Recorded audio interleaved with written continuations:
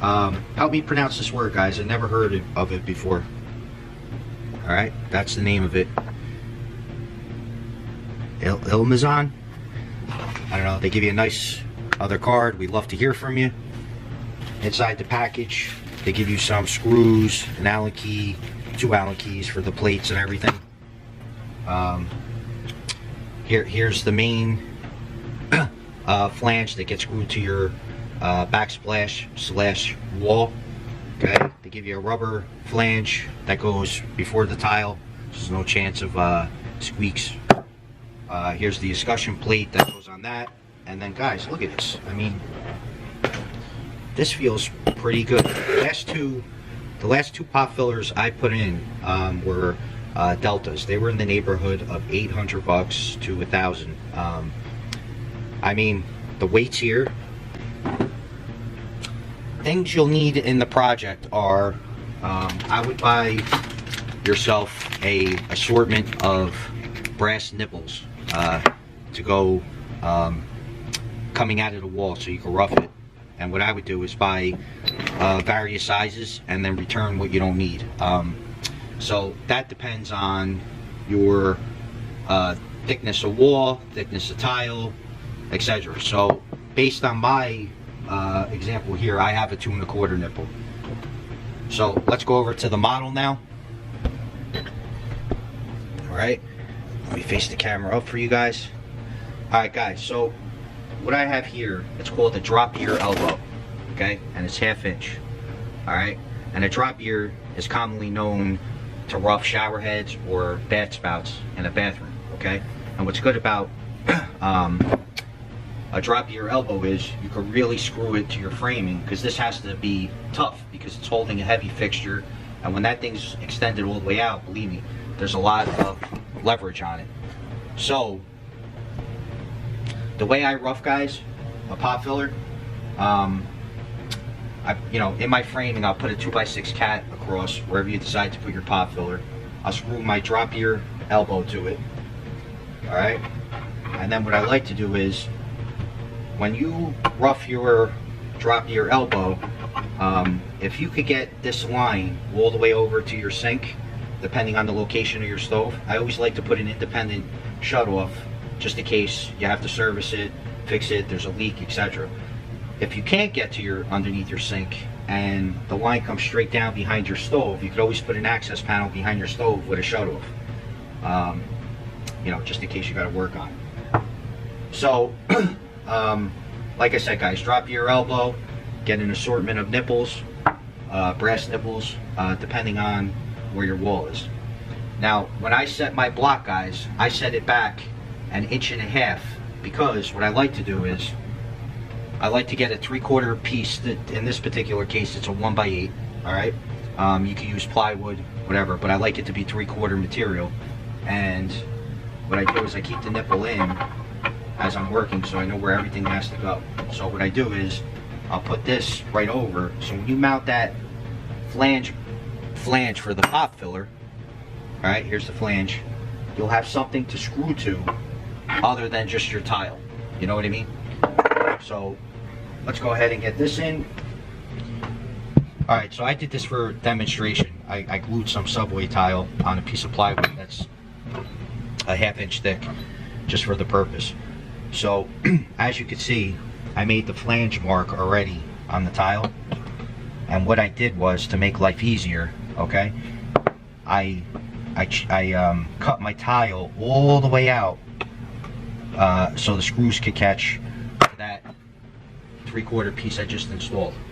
All right, versus taking your drill bit and drilling individual holes, because it'll be easier to adjust this where you want it based on your pipe, and I'll show you. So I'll get this on and we'll continue with the process. Alright guys, so this represents the sheetrock, which is plywood, 1/2 inch, okay, and this is your subway tile that I'm using. So that's why I was telling you before, the nipple determines what materials will be on your wall, the thickness of the tile, thickness of your sheetrock, whether it's 5/8, 1/2 inch, whatever you guys decide to do. So in this particular case with this pop filler, two I've installed wanted it the same way, where they only wanted this nipple out a ½ inch past the wall. Okay, so I found it easier to actually put the nipple in the fixture and then thread it in to the drop of your elbow versus having the nipple in the wall and doing vice versa. So basically what happens is, now you screw this flange to your plywood, all right, and then this gets screwed. I'm trying to do this one hand, guys. So see the threads in there? Okay, this gets screwed to your nipple. Okay.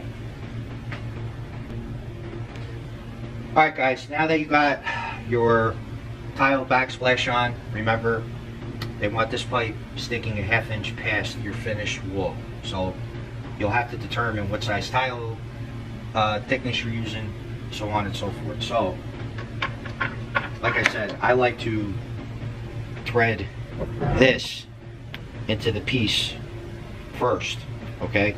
Because I find that it's easier to maneuver like this versus try to thread, and I'll show you how to do that now. So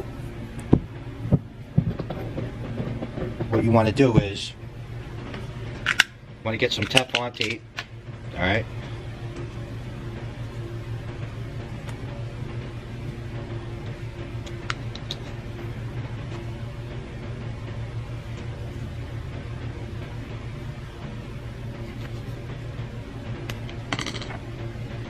Guys, I like using Mega Lock.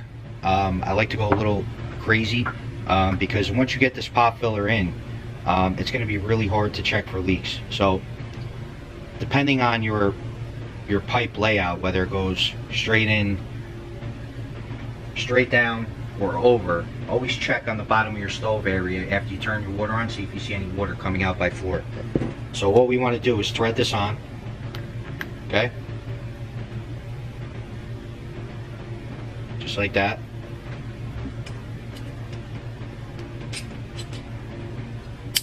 We're going to crank up on this. Okay. Alright. Just like that.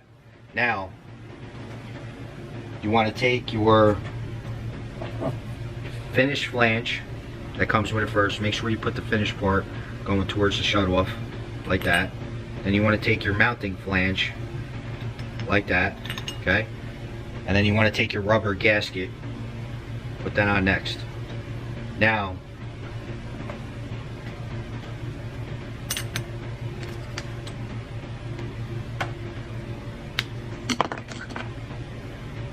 put your Mega Lock on. This stuff's great, guys. I mean, it's almost a guarantee. As long as you thread it enough, it's almost a guarantee that this thing will never leak. Alright, now you want to fold this up, okay? Put it into your hole where your drop gear is. Thread this. Before I go crazy, I'm going to see where my set screw is, okay? Okay, looking good.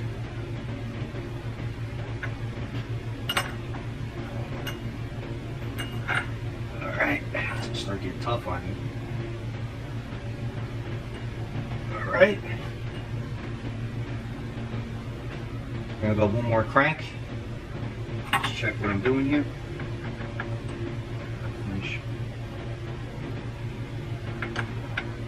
Push this up.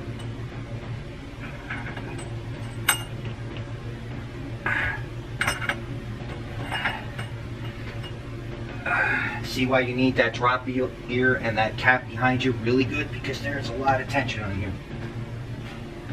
Alright. Okay. And then see why that drop gear is important, because when you got this filled, there is a lot of leverage on here. Okay. So now what you want to do is line your, it's really not that important, line your rubber mat on. Okay. Now see why it's important, you know, where it's easier just to dig out your tile for the holes. I'll give you a close-up shot here.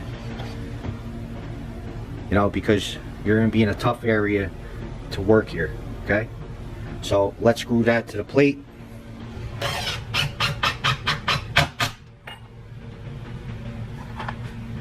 Alright guys, this part is a little tricky, but not too crazy. You gotta kind of like go in on an angle, alright? Because one, you don't want to scratch everything, and two, you don't want to hit your pipe.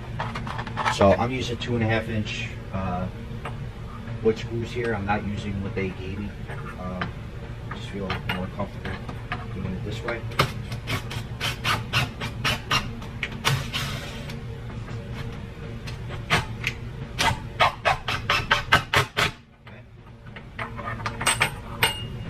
So guys, if you could see this with the flange now, see how there's an Allen key? That actually locks this in so this can't spin anymore. Alright, so what I use is, this is a 3mm Allen key. I like using these guys. It's nice and long versus what they give you, the standard Allen key, because then you gotta go turn for turn and you gotta watch you don't scratch the tile. So I put this in real nice. Alright, screw that, you know, nice and snug. And guys, I don't want to go crazy here because I'm taking this one off. But alright guys, now once you got that screw set in, make sure it's set in flush, because then you'll never get this plate on, the finished plate. So that just slips over like so, okay? And then you take your little Allen key here, spin the plate till you see it on the bottom, just like this.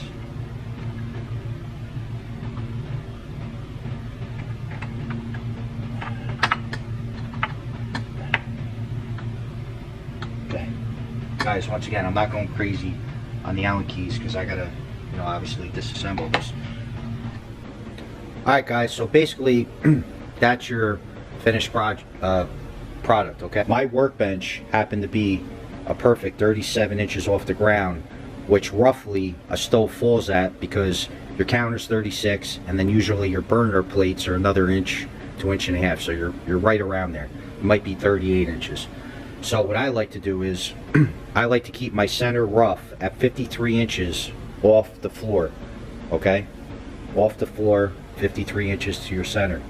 Why I like to do that is because, you know, just imagine the platform of my bench is the stove. Now put a pot on there. It gives you room for the height of the pot. Alright? So that's about it. Sorry about the camera, guys. I don't have my big tripod today.